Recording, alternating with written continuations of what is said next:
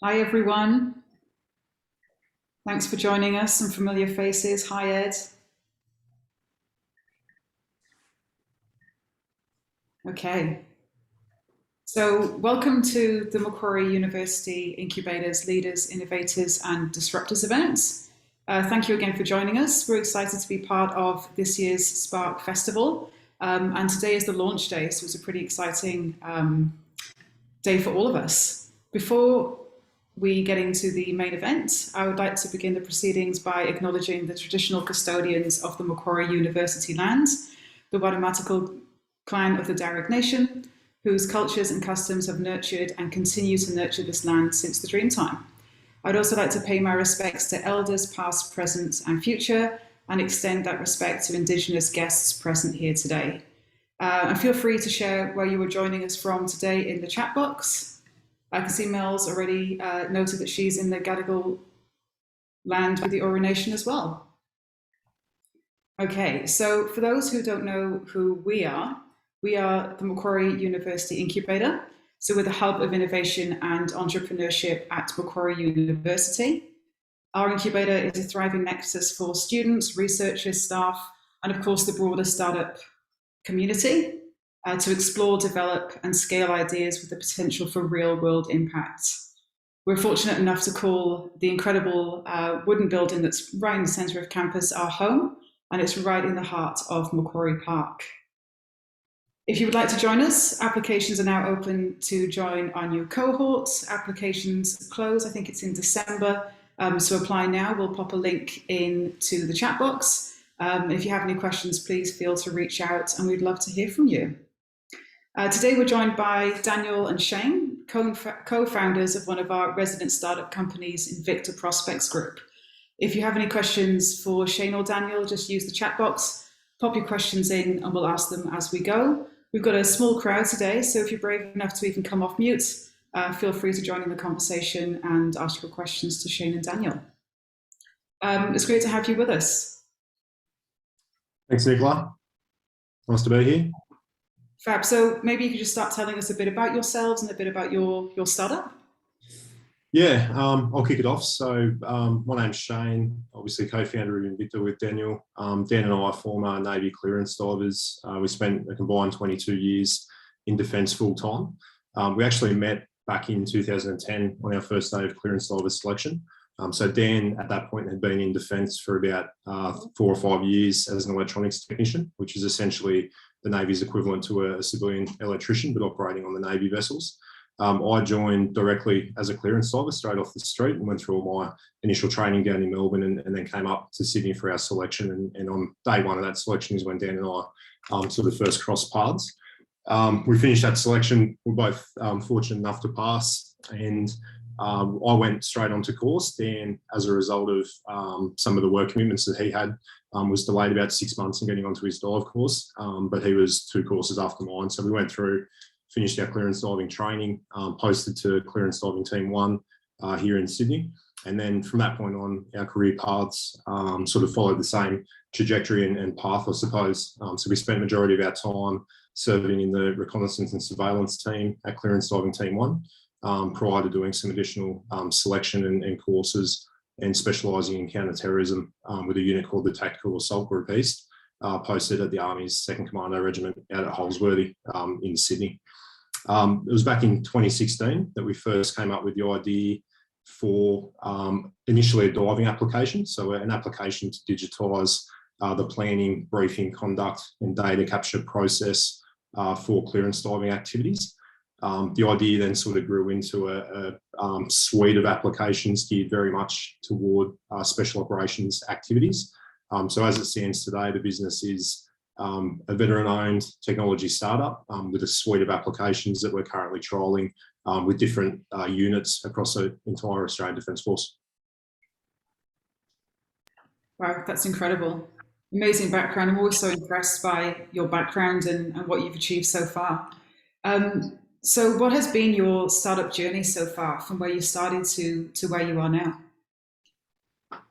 Yeah, it's been a long journey. We first came up with the idea, which was born out of frustrations in the time it took to plan military operations. it was really time intensive and paper based, and required a lot of experience and knowledge that you learn after doing the job for years. But we knew the job could be done better by using technology.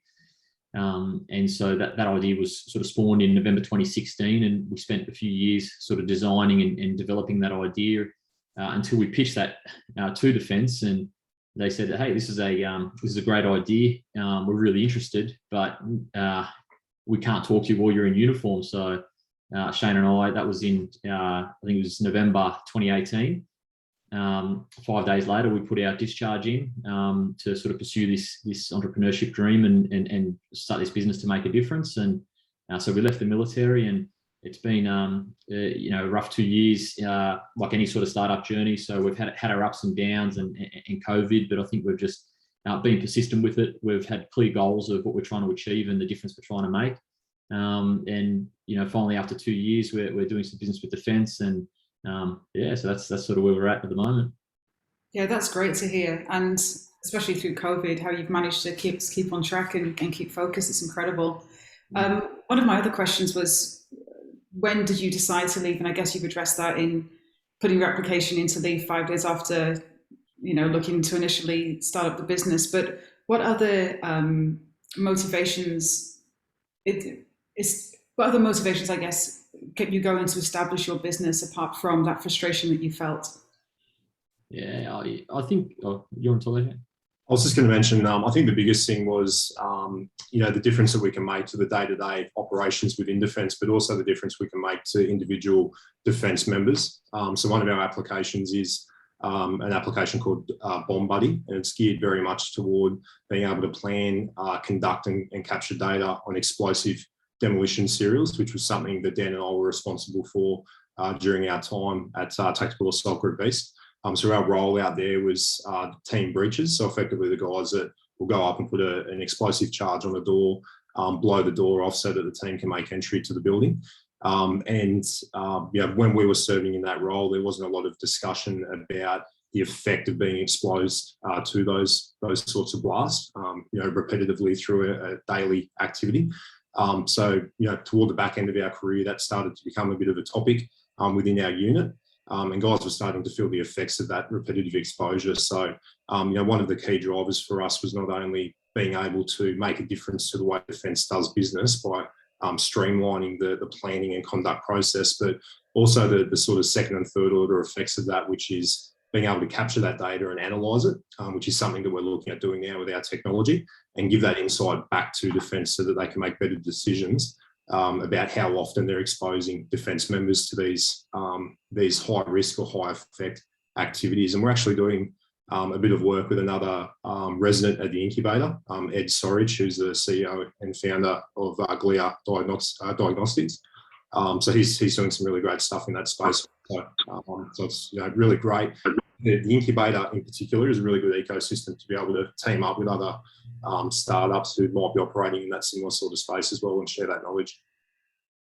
Yeah, fantastic. And it's such an important element to think about, and the safety of others. And I guess you've experienced that firsthand and seeing how you can help and improve. That's incredible. And Ed's on the call with us today, actually. So it's good to see you, Ed.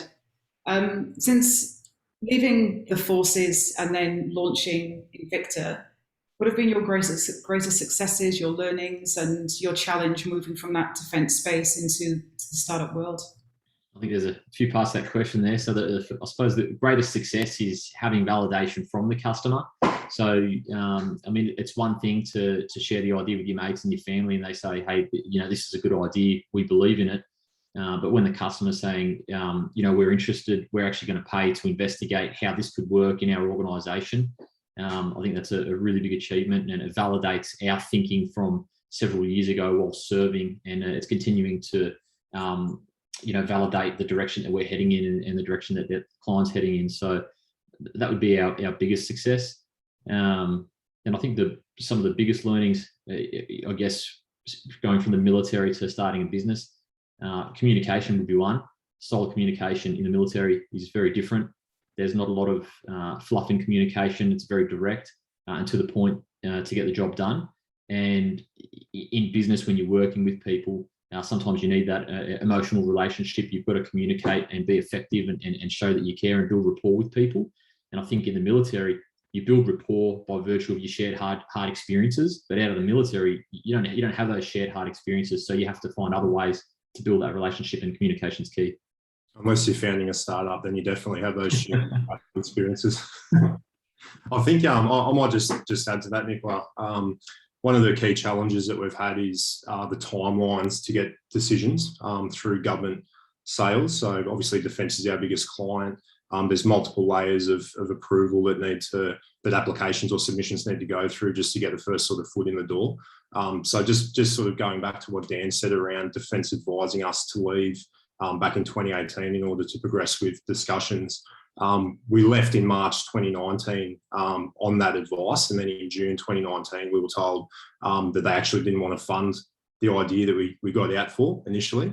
So we've been out at that point for 3 months, sustaining ourselves financially by some other contracts that we were able to sort of pick up over that Christmas period.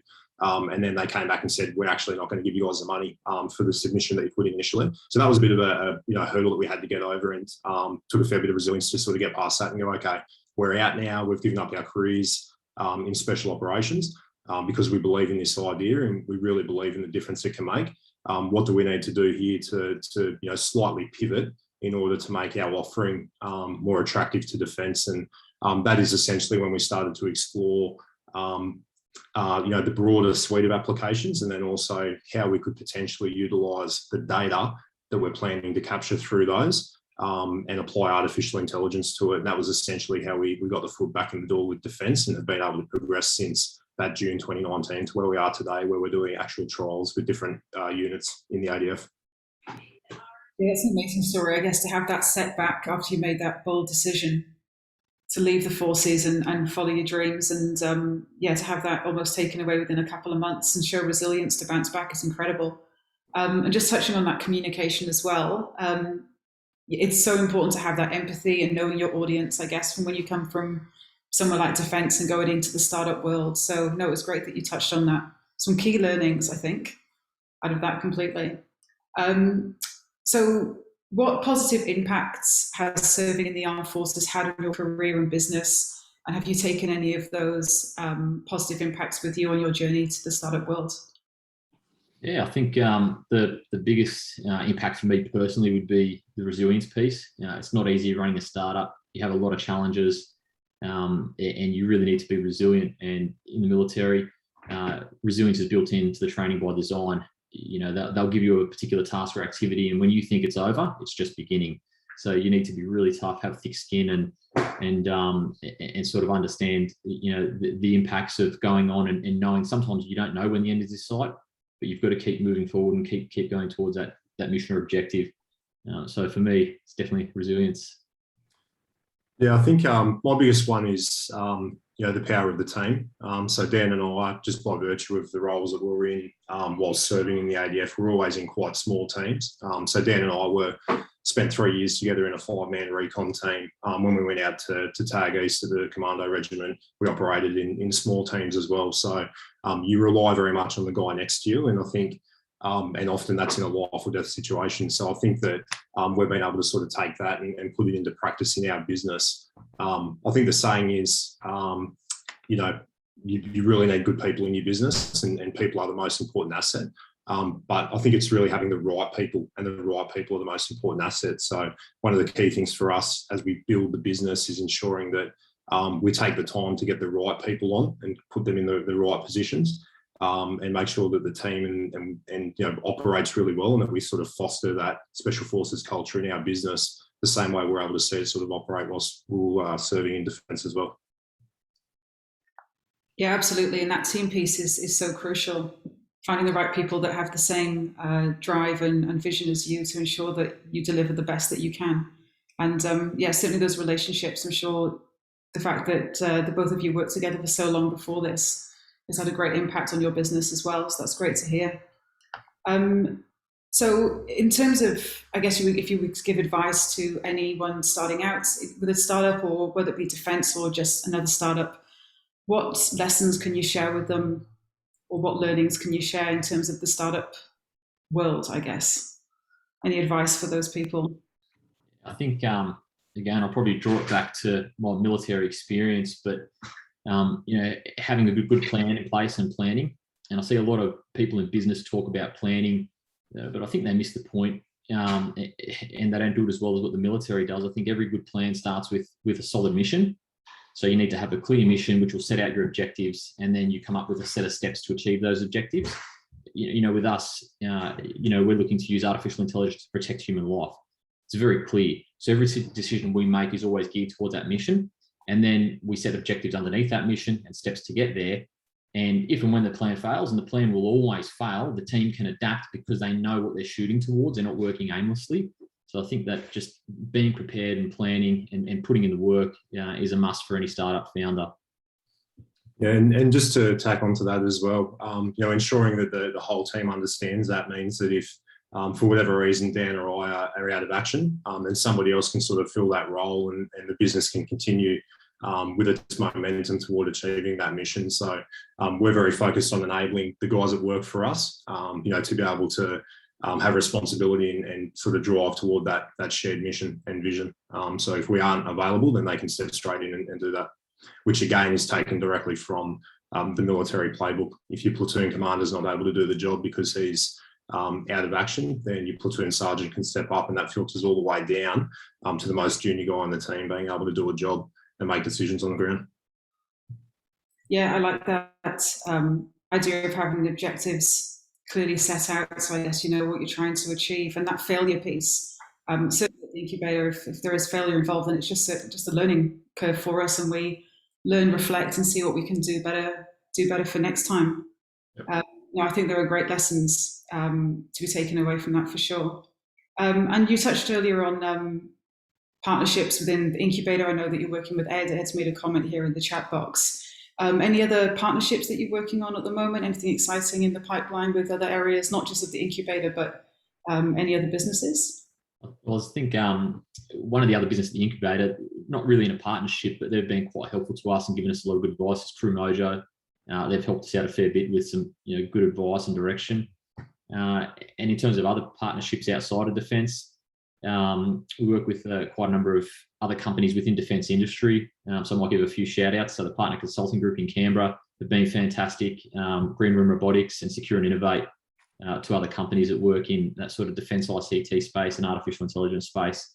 Two of those companies are veteran owned as well. So I think we've got that camaraderie and the great ability to work together. There is also an organisation that's Australian government based but works specifically in the defence space, and we are partnering with them currently on a 9-week project between now and the end of the year. Unfortunately, we're sort of sworn to secrecy until they announce the partnership in the coming few months around the activities that are taking place with that project. But we are also partnering with the Australian government on some projects currently as well, which are really promising. Yeah, that's amazing. I'm not sure if you can expand on that and maybe tell us a little bit about the organisations that have signed up to the platform, or I guess how it's used in training and teams. Yeah, definitely. So as I mentioned at the introduction, essentially we've designed a suite of planning applications to replace the current paper-based systems that are used within defence. The main issue with paper-based systems is that they're fairly disparate, so they're not connected at all. You can't utilise the data, report on it to gain insight or even foresight for decision making. So being able to replace that with a digital tool that can collect all of that data, and then by applying artificial intelligence to that data, essentially we're providing the Australian Defence Force with unprecedented levels of decision support, if you like. And it's really, really important that we continue to work with Defence face-to-face and engage with these unit-level stakeholders who are actually operating day-to-day on the ground. So what we're doing at the moment, as I mentioned, we're in a 9-week project up until the end of the year. We're actually out meeting with Defence stakeholder groups and collecting their requirements in terms of data gathering, so that we can put a report, give a report back to that organisation that we're working with and say that this is our idea, this is what we believe we can achieve by working with these groups. And if you continue to invest in what we're doing, then this is the outcome we believe we can deliver to defence in that sort of 2 to 3 year timeline, which may sound a lot for other startups, but working in the defence space, it's actually quite a quick timeline we've come to realise. Yeah, I was going to say working in defence or working with defence would probably be quite a slow process, right? Very slow. Yeah. Like Dan, you have to be quite resilient. Yeah, well, that's what, yeah, resilience would pop in again. Just got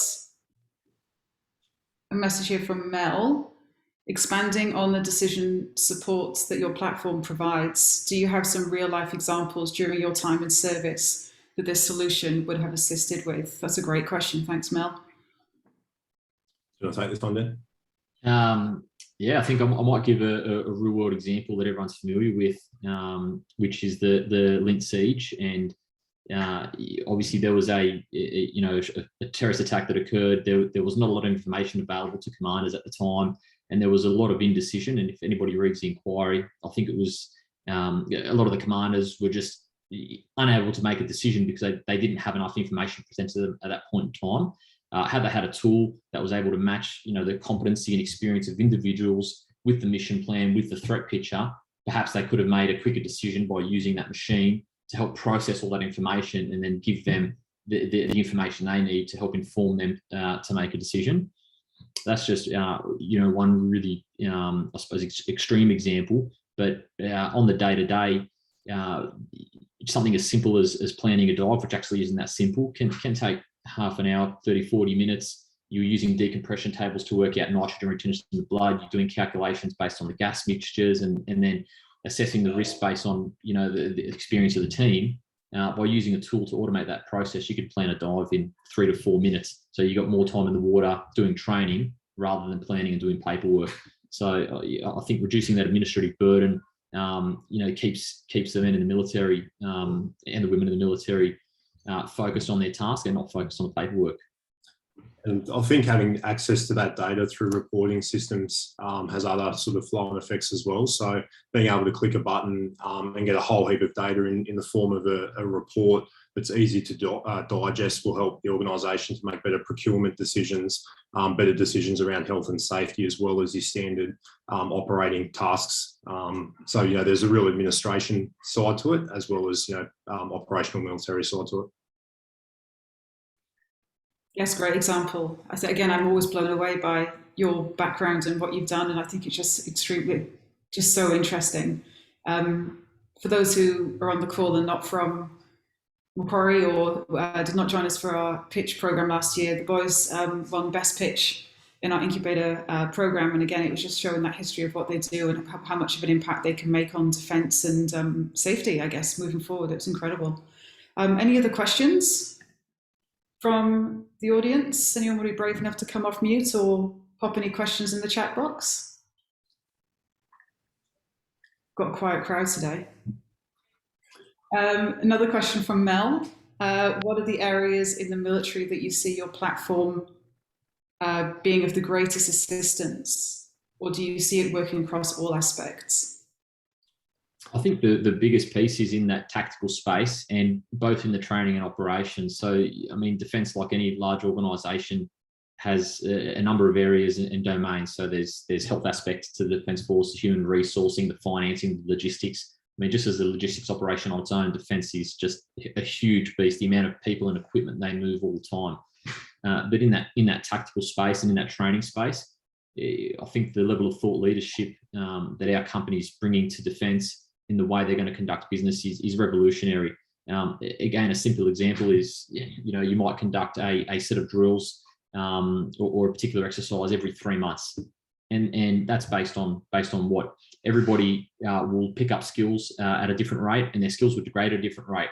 So if we can cluster those individuals by using our technology and say these group of people need to train more frequently on this activity, and these group of people are more experienced, they can train less frequently, defence can maintain a higher state of force readiness and be ready for whatever comes in their direction, rather than just arbitrarily just setting the baseline to the lowest standard and saying you will do this every 3 months, you will do this every 6 months. So I think in that training piece, and then being ready for everything, whether it's humanitarian aid or war operations, that's the biggest impact that our software will have. Yeah, the biggest thing is about turning data into information, Nicola. So currently Defence has a whole heap of data across thousands of applications that sit on their network. plus thousands or probably millions of spreadsheets on desktops across the country, and also in logbooks and folders sitting in the top drawer, all across Australia. So being able to bring all of that together into one system, but then being able to turn that data into information so they can make more informed decisions is really the focus, and that's where we can deliver the most value to defence. I've just had a read of Ed's question, and it's quite interesting, and this could take us down a bit of a rabbit hole. But obviously, the first part, where do we see AI in the future, and with the uptake in defence, but in particular the ethics. I might touch on the ethics piece first, because that is a massive consideration. At the moment, there isn't really a lot of governance and legislation around the use and application of AI, and there's been significant studies done across the world, in particular the US, by the RAND Corporation, about ethical use of AI in a military setting. And they've conducted surveys from all different countries, all different parts of the world, and you see the responses that different nations have in their acceptable use of artificial intelligence. And some examples could be using a deep fake to promote propaganda. Some countries think that's perfectly acceptable, and other countries think it's not. And I think in Australia we have quite a high standard of ethics, and I think what we would allow ourselves to use AI for is probably a lot more limited than what other nations would probably be willing to put onto us, which makes it difficult. And I think that's why, as a company, we're really focused on using AI to help the human performance aspect and the individuals. We're not looking to weaponize artificial intelligence and have AI make decisions that could hurt people.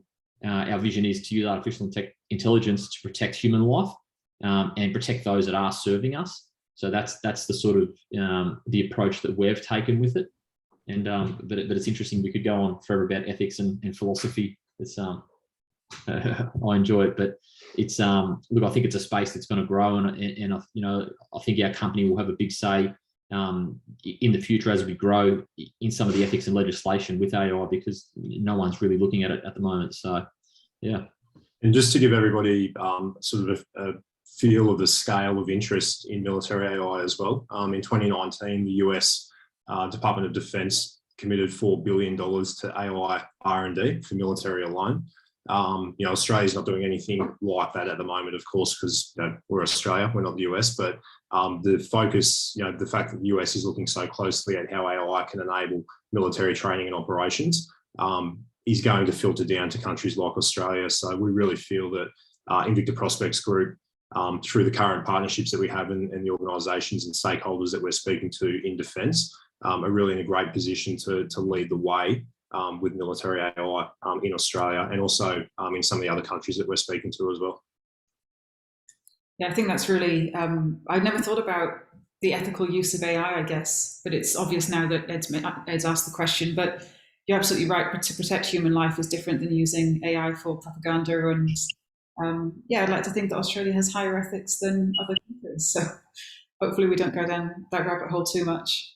Got a question from Richard from Your Link. Hi, Richard, another one of our resident startups. Do you have any tips for founders in other sectors who may be thinking about working with government? That's a really good question. Yeah, I think the first tip would be to have contingency in base. If you're relying on your sole source of income being from the government, it's probably not the best idea, just given the timeframes. It's a combination of bureaucracy and administration, but also the fact that government will often plan 2-3 years in advance what they're spending their money on. So if you're approaching them with an unsolicited proposal, it might take 2 to 3 years to get that through the pipeline where they can look at spending money, because it's already been allocated. So I think plan ahead and have other income sources in place. Yeah, you can also look at obviously the Oz Tender website, which most people are familiar with, where the government releases tender and approaches to market that you can sort of scan and apply for. The other one, Richard, is Commonwealth Procurement Rules, is a document, open source information. So you can just Google CPR document, and that takes you through all of the requirements for Commonwealth contracts as well. So that's another useful resource you can have a look at. And if you have a close look at that document, there are ways to be able to make unsolicited proposals like Dan touched on without having to wait for actual approaches to market coming out. So if you have an innovative idea, you can take it to the government department and approach them independent to a tender process. should almost call it the Commonwealth Procurement guidelines, because they are pretty loose and they are flexible, so which is good for businesses. So awesome, thank you. And I guess another tip would just to be patient, maybe, to turn around for 3 years. Yeah, just resilience and patience. We've got another question from Mel here. How similar are the different defence forces around the world with their reliance on paper-based record keeping? Might touch on this. I think it's not just the military. Most legacy organisations that have been around for 50, 60, 70 years, they often have this mentality: if it ain't broke, don't fix it. And then, you know, if you're making money or you're getting results and you're doing what you're doing, it often gets to the point where they get too big that, you know, the people within the organisation don't even have the knowledge of how to go through this digital transformation. So a lot of defence forces and militaries around the world are in the same boat as Australia. They in some aspects, in the warfighting operations piece, militaries are very sophisticated. They'll use some really high-end tech and some of the latest techniques, and they're really good at what they do. But if you look under the hood and look behind the scenes, I mean, the Australian Defence Force was issuing, you know, they used to pay people and give them their pay slips via envelopes 20 years ago, you know, and that's still in the early 2000s, right? So, and I think the best way to look at not just our military, but other militaries, is every unit is like a small business unit. So it's like thousands of small businesses coming together with their own doctrine, their own, you know, standard operating procedures, their own ways they do business. And so you're getting thousands of small businesses on the same page to work together. That digital transformation piece is huge. So a lot of countries around the world are going through that transformation at the moment, but they're still very heavily paper-based.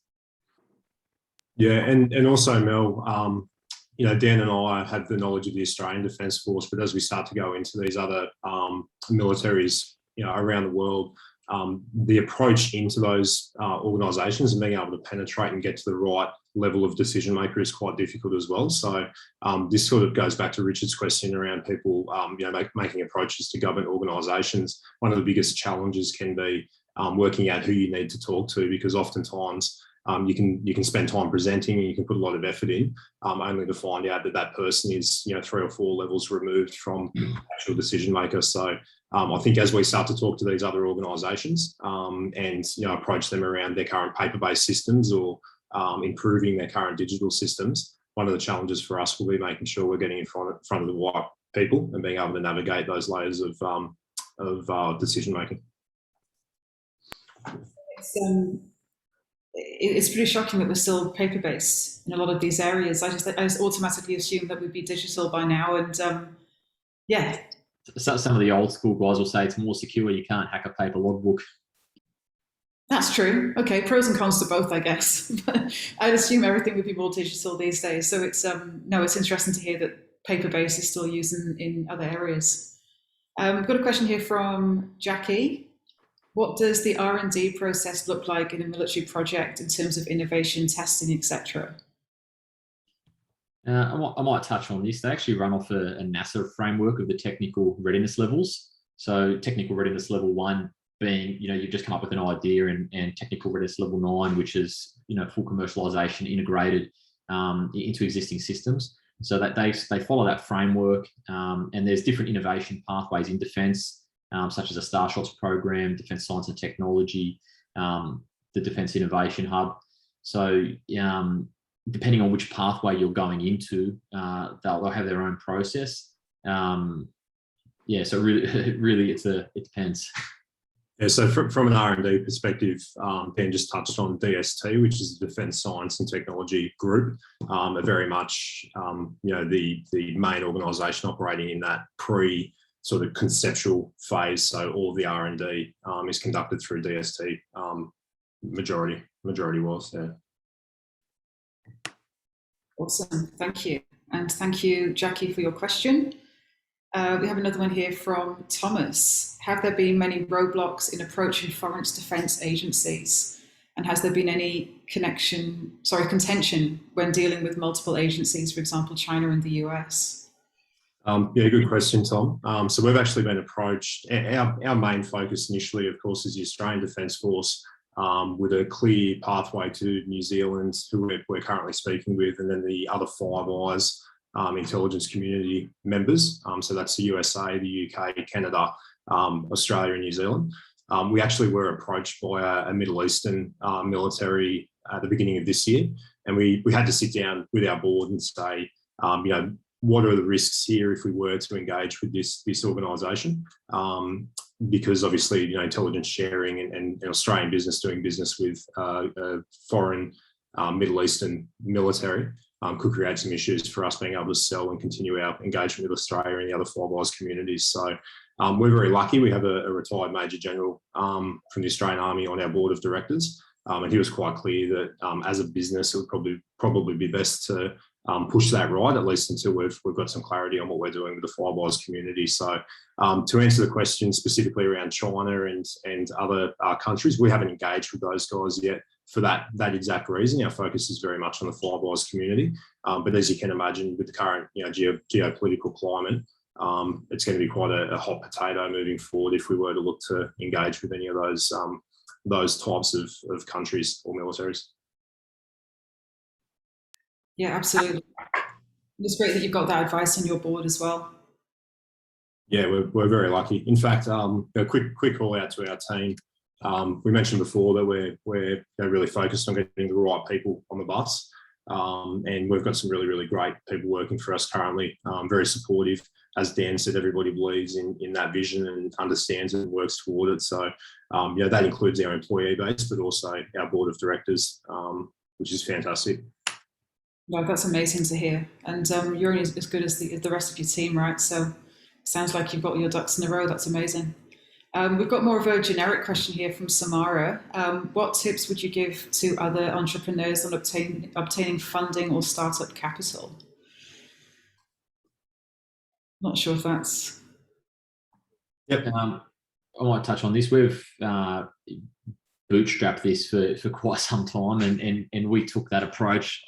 I think that was a combination of understanding the client, knowing that during the long timeline and not being able to predict about when we would get a sale, it didn't make sense for us to raise, especially with how much work we had put in, and given that the product development and then the sales life cycle for defence aren't aligned what they are for a typical company. So when we did look at raising, some of the valuation offers that we had from investors were really lowball, and Shane and I weren't prepared to give up that much of the company to someone who hadn't really put the work in and was just giving money. I think there's more that you can get than money, and we've been fortunate. We've been able to bootstrap and succeed so far. It's been tough, but there's a million and one ways to make money, whether you're consulting, selling a product, car wash, orange juice stand, you name it. You do what you have to do to survive and follow your dreams. So, but in terms of giving advice, I'm not going to say one way is better than the other. It really depends on your product and what you're doing. And if speed to market is really important, then I think you need to raise. I think with us, nobody can move with defence any quicker than we can. We're from that environment. We understand it. We've got networks in that environment, and it's still slow. So speed to market wasn't a concern. So ramping up and really pushing development really hard didn't make sense for us. It's very much case by case. I think Dan and I were quite lucky in that we had a area of expertise being our defence background, where we were able to leverage that through some other consulting contracts to get income into our consulting business, which we stood up initially to sustain our software projects when we first got out of defence. So we were quite frugal for the first sort of 3 to 6 months while we had income from those contracts to be able to put money away in order to sustain ourselves and pay our bills until we had that first defence contract land, which happened in May of this year. We went post-revenue with the ADF. So it is definitely case by case, but as I said, we were quite lucky in that we could leverage our defence experience to find other sources of income to get us through. Well, congratulations, that's great news. Just a follow on from Samara as well, did you find a poor understanding of the defence sector amongst funders or investors? Definitely. I think a lot of investors, they're not just looking for a great idea, that they'll often invest. The way they de-risk their investment is understanding, the market and the segment. And it's not as easy as saying, oh, we're an AI business. It's what industry you're in. And there's not a lot of people that understand defence. It really is a bit of a black box to the uninitiated. So that was a big hurdle for us where, at one stage we were looking at raising, and when we did meet with investors, we pitched our idea, we pitched the numbers, everything made sense. And they're just like, this all makes sense, but I'm putting a lot of trust in you for something I don't understand. So, for them, they were out based on, it was too risky from their perspective and their lack of understanding. Yeah, I think I'll just add to that. One other recommendation I'd have is trust your gut instinct. So Dan and I, like Dan said, we did meet with quite a few investors about 18 months ago when we were looking at potentially bringing some capital into the business. And there was on a couple of occasions, we sort of had a post-activity review, after we did the pitch, and those investors sort of indicated that they were interested. And Dan and I actually had to make the decision that we didn't want to progress with that engagement purely off gut instinct. We just got a bit of a bad feeling. And in hindsight, we're very, very happy that we didn't progress with that. So, that's one recommendation I would make. And another example of that is we actually, when we were standing our board up at the beginning of last year, we had two members that we were vetting for that board position, and we just, again, had a really bad gut feel about them. So we made the decision there and then to make the change and take them out of that assessment process, again, just off gut feeling. So I can't recommend highly enough trusting your gut instincts when starting a business, because our business today could look very, very different if we hadn't have done that. Yeah, some great advice there. And Richard, the same, trust your gut instinct, absolutely. And you want to surround yourself, like you said earlier, with people that are like-minded like you and drive positivity in your business. So definitely go with your gut. Absolutely. Any other questions or comments? Oh, I'd just like to agree totally with Daniel, Shane, and also to Richard and other people in the incubator. Your gut instinct is 100% going to be on the money, and you really have to listen to that. I think in our society, we've been taught over and over again to sort of disconnect from that and not trust your instinct, or, is it a bit woo-woo? It's not. It's there for a reason. And I think that someone's also said something quite interesting in the chat. It's your subconscious, conscious combining with your experience. It's just, you've seen this before. This pattern you've seen before, and that's why you recognize it. People's body language is the way they present themselves. And once you've got an investor in your business, it's harder to get, it is almost impossible to get them out. It's more binding than a marriage.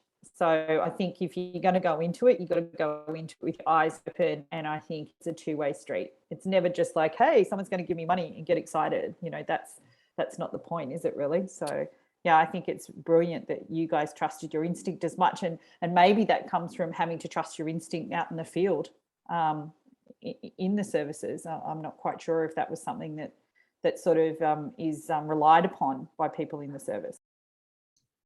Yeah, definitely. I think that definitely played a part, Mel. But like you said, everybody has a gut instinct, and certainly taken into consideration when you're making decisions in the startup space. That's for sure. Fab. So what's next for Invicta? What do the next couple of years look like for you? What have you got in the pipeline? How can we keep in contact? How can we follow you?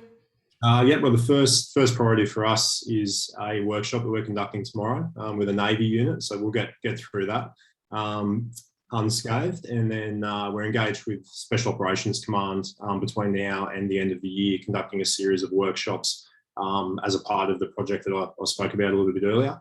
In the new year, we do actually have a couple of submissions in to the Australian Defence Force, to different departments for funding to build individual applications as well. So we're expecting that they will be assessed sort of in the next sort of 3 to 6 months, and we'll be undertaking or commencing development for those if successful to the middle of next year as well. Concurrent to that, we're also chatting with a number of law enforcement agencies and one military unit. So we've got quite a bit on the plate at the moment, but we're hoping to bring some new guys into the business in the new year and sort of spread the workload a little bit more and scale, as required to meet the demand of the different customers that we're speaking with.